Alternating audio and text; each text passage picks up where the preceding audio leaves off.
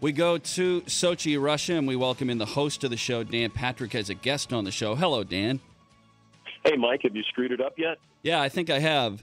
I was going through a bunch of stuff on your desk and moving stuff around, and then the boys came in, and I got in a little trouble with that.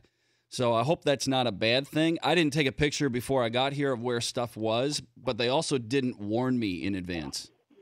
Oh, I have a mental picture. They can tell you things, the slightest thing can be moved, borrowed, stolen, and I'll know it. So don't try to head out of town without understanding that. Okay. What's the best meal you've had in Sochi? Best meal I've had. Oh wow. Well, I haven't had it yet. So I'm building up to it somehow, some way. But maybe the fish. Yes, the fish is good. The fish is good. Well, there is a C right there. Best interview. You were just talking to Hillary Knight, who is a Wisconsin Badger hockey player, but on Team USA Women's Hockey.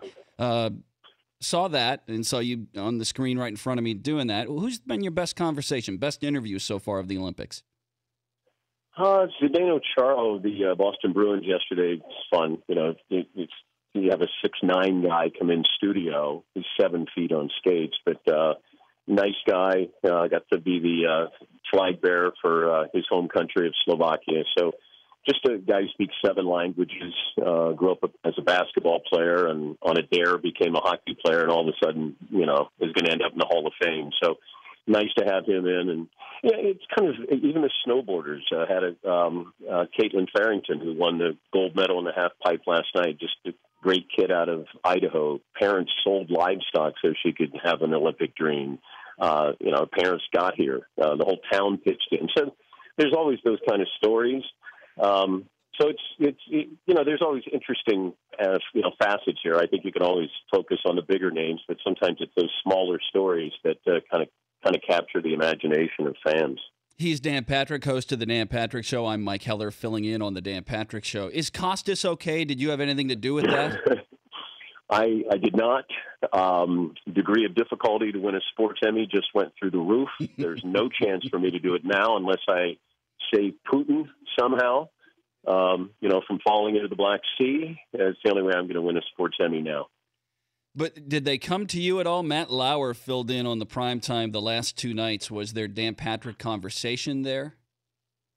I don't know if it was Enter Sandman yet, but, still, it'd be like coming in the 5th inning if they need me, probably, next week when we get close to the 7th, 8th, 9th inning. That's when, Rivera comes in. So if they need me, I'm warming up in the bullpen.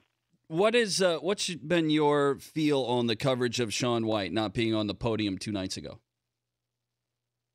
I think Shaun realized that he had some competition there. I think these younger kids, it's sort of like with Tiger Woods, that they grow up, looking at this type of, the skier, this personality. Same with Tiger with golf, and then you get to a certain point where you say, I can compete with him, or I'm better than him. And these kids have loads of confidence. They respect him, but I think it was great for the sport because snowboarders needed somebody else other than Shaun White. So you have personalities here, and that's what's great. That's what sells that sport. Shaun White's huge. But I think in the community, I don't think people are surprised that other people won gold and Shaun wasn't on the podium. Is there an event, a venue that you will get to or have been to that is your favorite so far? What was that? Is there an event that you've been to or a venue that is your favorite or that you must go to before the games end next weekend? I think the mountains, though, just to see what they do with just downhill. The snowboarding stuff is just fascinating to see what they did. I'm about 40 minutes away from the mountain, so it's about 60 degrees here today.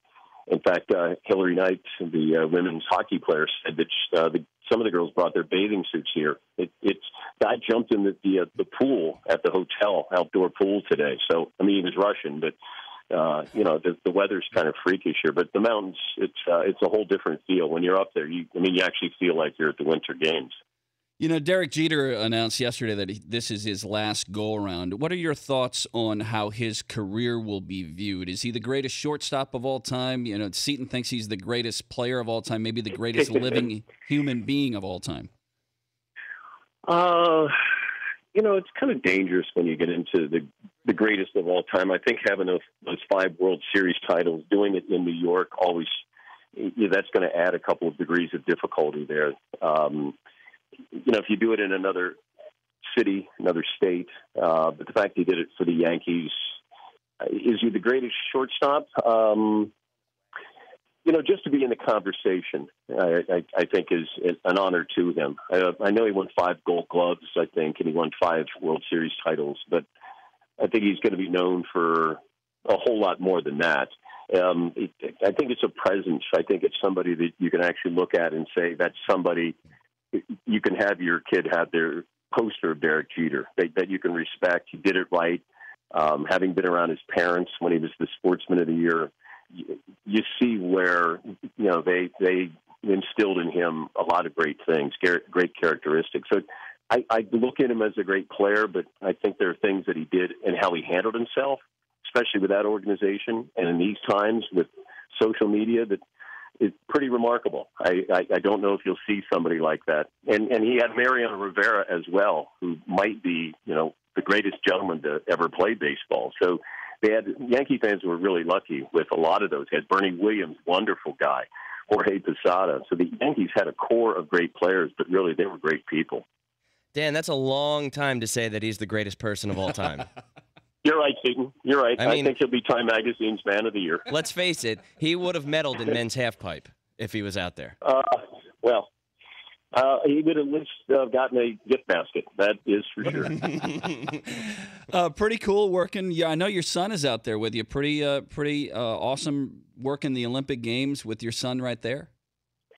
He's doing hockey. He's working for Doc Emmerich and Pierre Maguire and Eddie Olczyk doing men's and women's hockey. So he's just basically whatever they ask him to do, he's doing it. And as he says, Dad, I know you got a man crush on Doc Emmerich. And I said, yeah. And I said, after you work with him, then you'll understand why. So I just wanted him to have a chance to be a part of it. And, so he's just an intern. He took time off from school. And so he's running around watching great hockey. So, it's a great experience. It's a completely different world over here.